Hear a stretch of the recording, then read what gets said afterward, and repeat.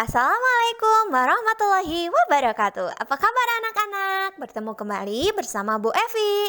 Hari ini kita akan belajar mengenai jenis usaha ekonomi yang dikelola sendiri ataupun kelompok.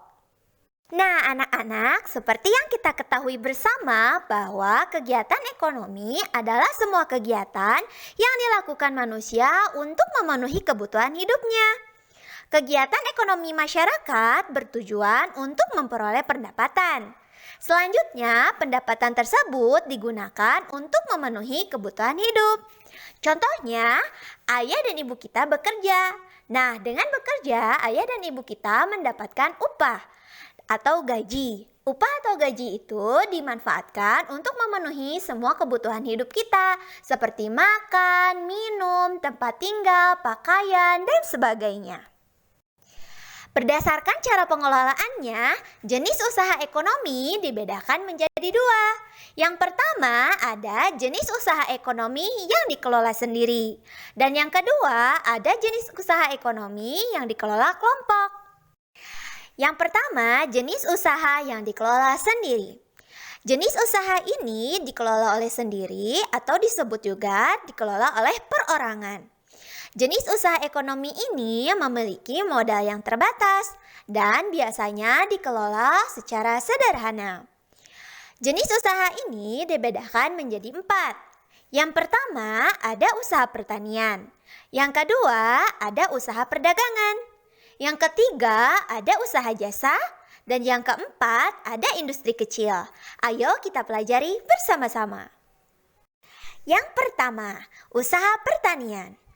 Sebagian besar usaha pertanian dikelola secara perorangan. Usaha ini memiliki modal yang terbatas. Lahan yang digarap petani pun biasanya terbatas. Lahan pesawahan dan tegalan. Namun ada juga usaha pertanian yang dilakukan secara besar-besaran.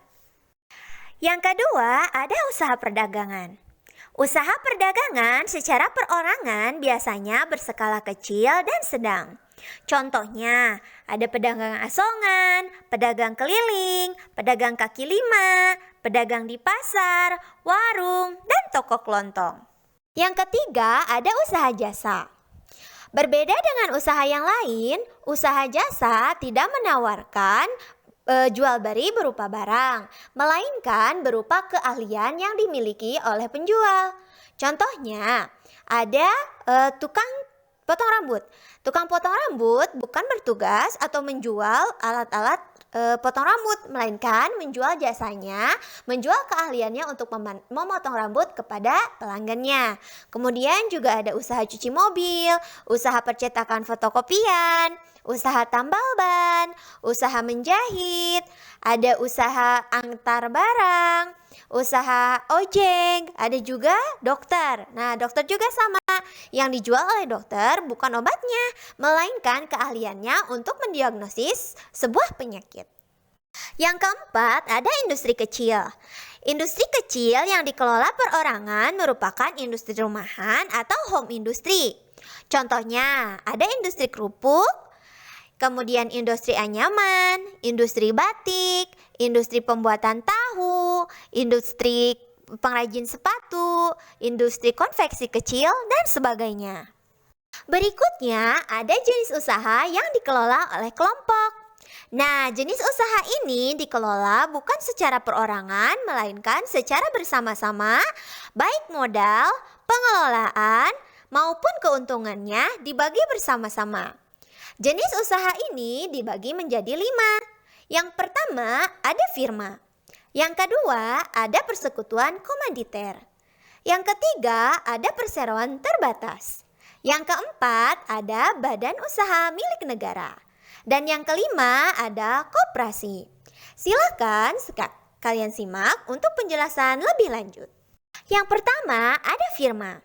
Firma adalah usaha ekonomi bersama yang didirikan oleh sekurangnya 2 sekutu. Pendiri firma biasanya orang-orang yang saling kenal satu dengan yang lain. Setiap anggota firma memiliki hak untuk bertindak atas nama firma. Anggota firma juga bertanggung jawab secara penuh atas resiko kemungkinan atau kerugian yang dialami oleh firma. Usaha berbentuk firma biasanya bergerak di bidang layanan konsultasi hukum maupun keuangan.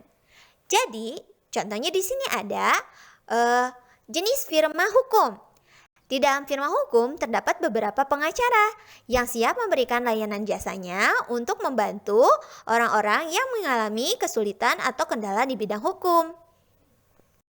Yang kedua, ada persekutuan komanditer atau selanjutnya kita sebut dengan CV.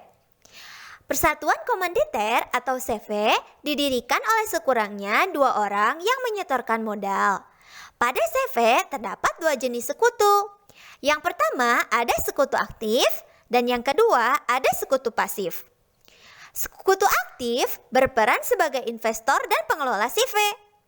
Sekutu pasif berperan sebagai investor tanpa terlibat dalam pengelolaan CV. Usaha berbentuk CV dapat dikembangkan dari firma. Ini dimungkinkan jika firma ingin memperluas usahanya dan membutuhkan banyak modal. Yang ketiga, ada perseroan terbatas atau PT. Perseroan terbatas atau PT adalah jenis usaha bersama yang modalnya merupakan kumpulan saham. Saham diartikan sebagai bukti kepemilikan suatu perusahaan atas penyetoran modal. Setiap saham memiliki nilai nominal tertentu. Pemilik saham akan memperoleh keuntungan berupa dividen. Bagi perseroan yang ingin mengembangkan dan memperluas usaha sahamnya dapat diperdagangkan di pasar modal. Yang keempat, ada BUMN atau Badan Usaha Milik Negara. Badan usaha milik negara atau perusahaan negara yaitu sebuah perusahaan yang seluruh atau sebagian modalnya dimiliki oleh negara. BUMN dapat berbentuk perusahaan umum atau Perum dan perseroan terbatas atau PT. BUMN bergerak di bidang usaha yang bersifat strategis atau vital. Keuntungan dari BUMN dapat dimanfaatkan untuk kepentingan negara. Beberapa contoh jenis BUMN dapat kita lihat pada gambar berikut ini. Yang pertama, ada pegadaian. Nah, pegadaian biasanya digunakan atau dimanfaatkan masyarakat untuk melakukan simpan pinjam. Ada Pertamina, kemudian ada Perhutani, Garuda Indonesia, Telkom Indonesia, Perusahaan Kereta Api, Bank Negara Indonesia, IPC, RNI, dan sebagainya. Yang kelima, ada koperasi. Di Indonesia berkembang usaha bersama yang bertujuan menyejahterakan anggotanya. Usaha yang dimaksud adalah koperasi. Menurut Undang-Undang Nomor 25 Tahun 1992 tentang perkoperasian, koperasi adalah badan usaha yang beranggotakan orang-orang atau badan hukum koperasi dengan melandaskan kegiatannya berdasarkan prinsip koperasi sekaligus gerakan ekonomi rakyat yang berdasarkan asas kekeluargaan. Koperasi sesuai dengan Undang-Undang Dasar 1945 Pasal 33 Ayat 1, yaitu bentuk perekonomian yang disusun atas usaha bersama berdasarkan asas kekeluargaan. Koperasi sesuai dengan Undang-Undang Dasar 1945 Pasal 33 Ayat 1, yaitu bentuk perekonomian yang disusun atas usaha bersama berdasarkan asas kekeluargaan. Koperasi pertama kali dikembangkan oleh Dr. Andes Muhammad Hatta. Atas perannya tersebut, beliau dijuluki sebagai Bapak Koperasi. Ada beberapa bentuk jenis koperasi yang berkembang di Indonesia. Yang pertama ada koperasi konsumsi. Yang kedua ada koperasi simpan pinjam. Yang ketiga ada koperasi produksi. Yang keempat ada koperasi jasa. Dan yang kelima ada koperasi serba usaha.